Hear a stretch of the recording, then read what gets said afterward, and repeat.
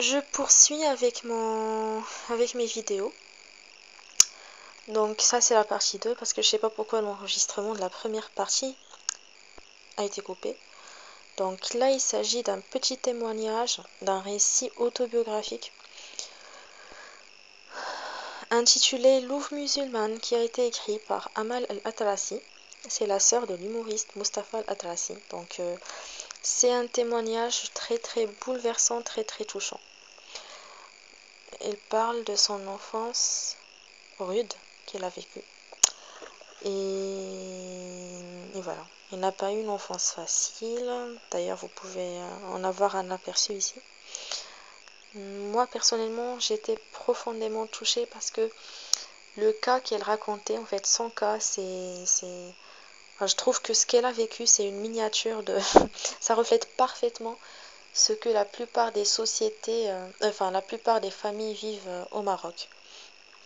Bon, ça relève un peu de l'ancienne génération. Je pense que maintenant, avec le temps, ça a tendance à disparaître. Mais voilà, je la comprends, je suis d'accord avec ce qu'elle a dit, etc.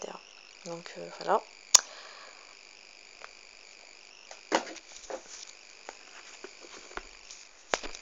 Ah, j'ai lu un bon livre de développement personnel. Comment obtenir ce que nous désirons et apprécier ce que nous possédons. C'est c'est un livre de John Gray. Non, c'est lui? Oui, John Gray. Et voilà, bon, à vrai dire, c'est peut-être ma compréhension qui n'est pas au top, mais en lisant, c'était pas... Enfin, je trouvais que le contenu n'avait rien à voir avec le titre. En gros, il disait comme quoi, si on veut mener une vie équilibrée et si on veut connaître le bonheur, on devrait remplir 8 réservoirs d'amour. L'amour de Dieu, enfin l'amour qu'on donne à Dieu, l'amour que Dieu nous donne, l'amour que nous donnons à nos enfants ou à des créatures dont on prend soin, par exemple des plantes ou des animaux, l'amour que nos parents nous donnent, l'amour dans une relation conjugale, l'amour de la patrie, je sais plus quoi d'autre. Et donc, pour trouver le bonheur, il fallait que les réservoirs d'amour soient vraiment équilibrés. Donc j'ai trouvé cette approche intéressante. C'est tout ce dont je me rappelle de cette lecture. Voilà, je le recommande. Je pense que je le relirai parce que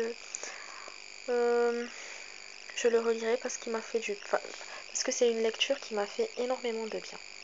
Voilà.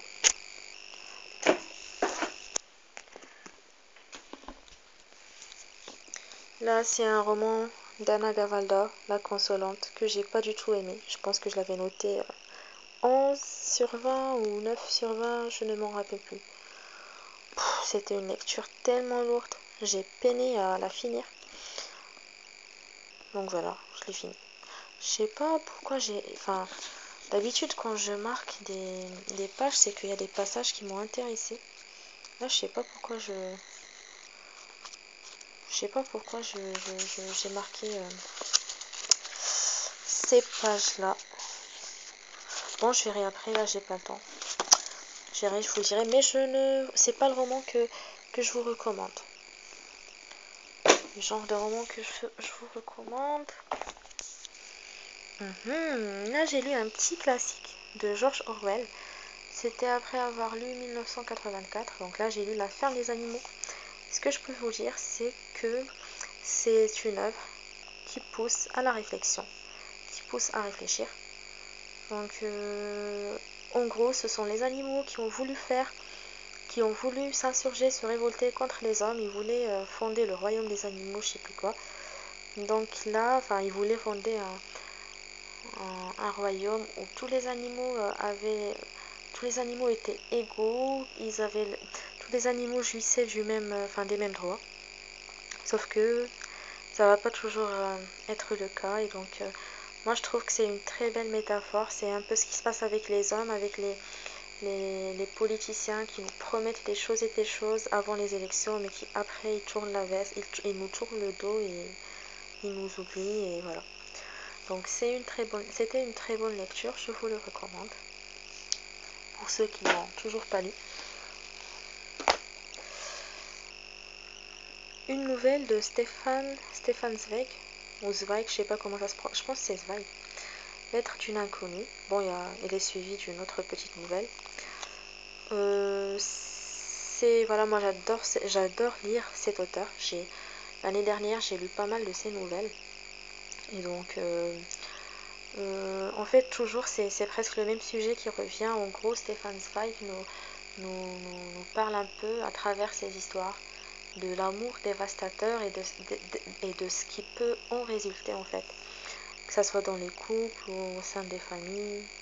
Donc voilà, c'était encore une histoire d'amour, lettre d'une inconnue. C'est une inconnue pardon, qui était amoureuse d'un comédien ou d'un musicien, j'ai oublié. Mais lui, voilà, il ne la connaissait pas et donc elle est allée lui parler quand elle était jeune, puis après quelques années, elle est revenue lui parler, mais il se rappelait plus d'elle. Donc elle a continué à l'aimer, etc. Bref, c'était une histoire... bon, je pense pas que, que des histoires pareilles peuvent exister, mais c'était une histoire voilà, qui parlait de l'amour dévastateur parce que finalement, cette femme-là s'est suicidée. Donc je vous laisse le découvrir. Moi, j'ai bien aimé.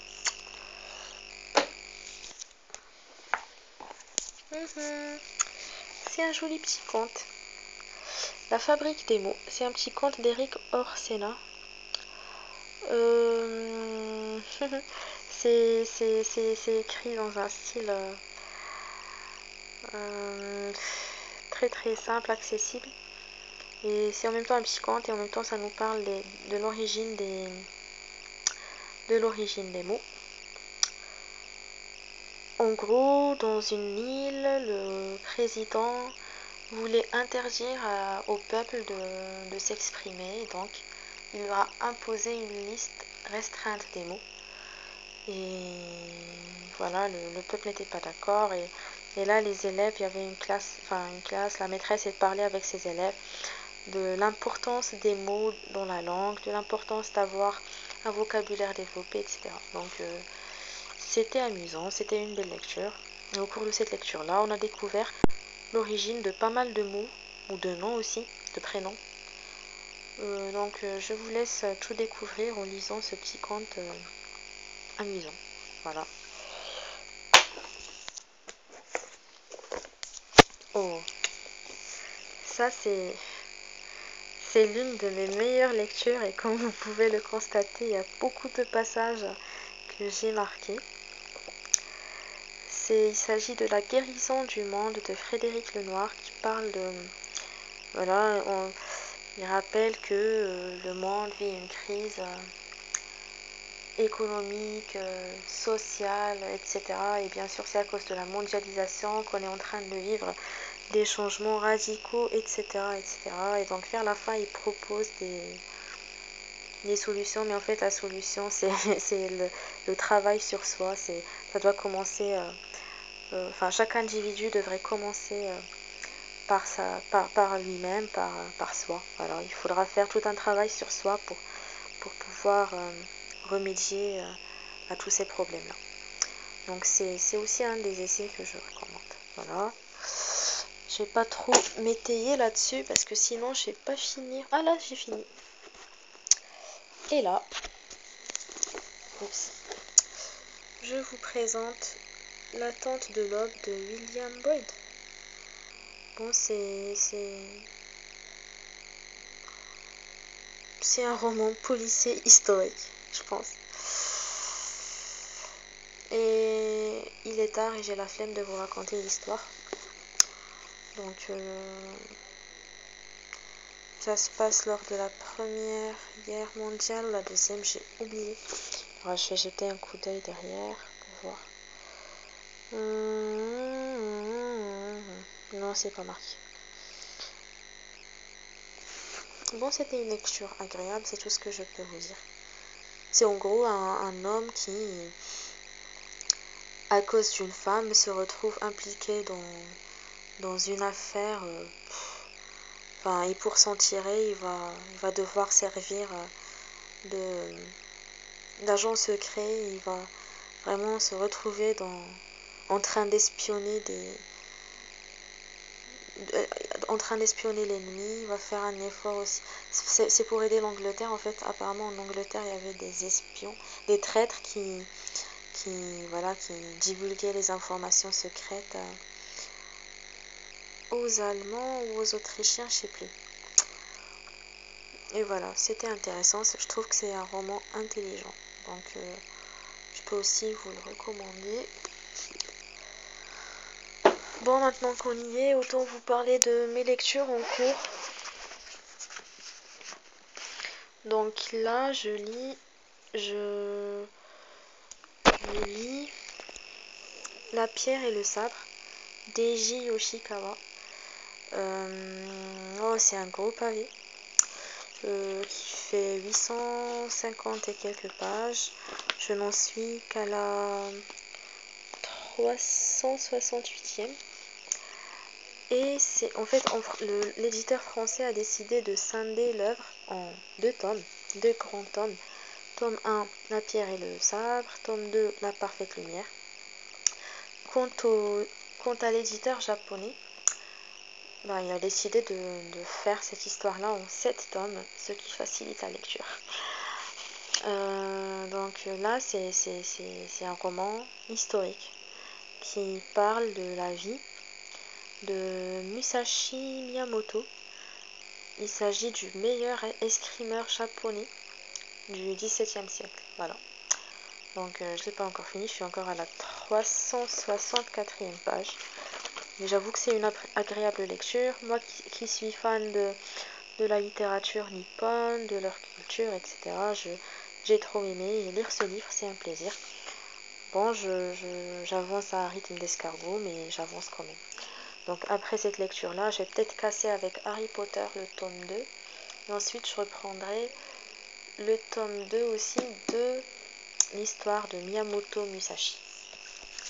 Quant à mon autre lecture, que je compte finir dans pas longtemps, il s'agit de l'agenda du reste de ma vie de Dominique Chapeau, une psychologue. C'est un livre de développement personnel. Bon, je pense que je vais bientôt le finir. Bon, j'ai lu quand même la moitié. Je vais bientôt le finir. C'est pour adapter un rythme assez lent, pour ne pas se laisser emporter dans l'engrenage de la vie faste de tous les jours, pour ne pas être victime du stress quotidien, et pour ne pas faire des activités chronophages dont on ne profite pas, pour bien profiter du temps, etc. Donc bon, jusque là j'avoue que j'ai pas appris grand chose. Il n'a fait que parler de choses dont je suis déjà consciente. Donc je me dis que peut-être par la suite ça va devenir intéressant. Bon, bien sûr, il y a d'autres livres. Ah oui, il y a aussi d'autres. J'ai aussi lu La clé de Salomon. J'ai également lu c'est le deuxième tome, ça vient après. Comment ça s'appelle déjà? Oui, La formule de Dieu, que j'ai pas ici parce que j'ai prêté à un ami. Et c'est un thriller scientifique. C'est José Rodriguez dos Santos qui essaie de vulgariser les notions scientifiques pour les rendre vraiment accessibles à un large public. Et il écrit des thrillers scientifiques. Donc cette lecture-là n'était pas fameuse. En tout cas, je préfère de loin La formule de Dieu. Et bien sûr, j'ai lu d'autres numéros. Enfin, j'ai lu des revues. Pas la peine que je vous les présente. Enfin, il y a psychologie. Bon, des fois, il y a des sujets qui m'intéressent. Et des tests de personnalité aussi qui m'intéressent. Là, j'aime bien les hors-séries.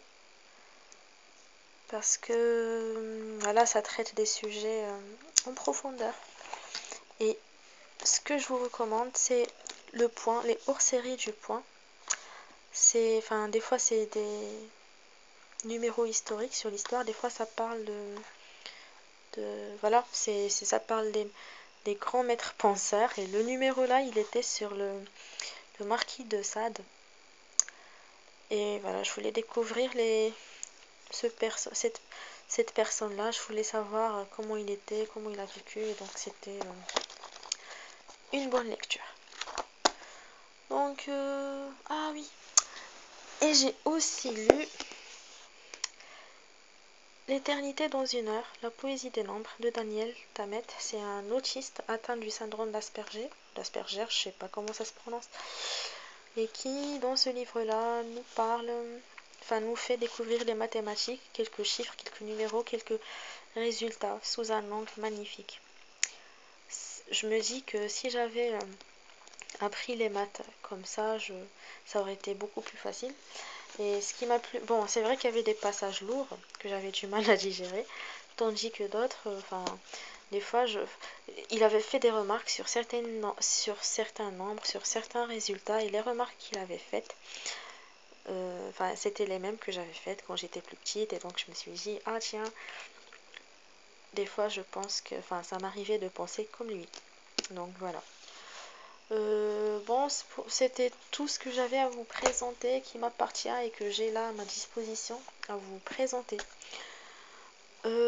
Sincèrement, je n'ai pas le temps pour faire d'autres vidéos.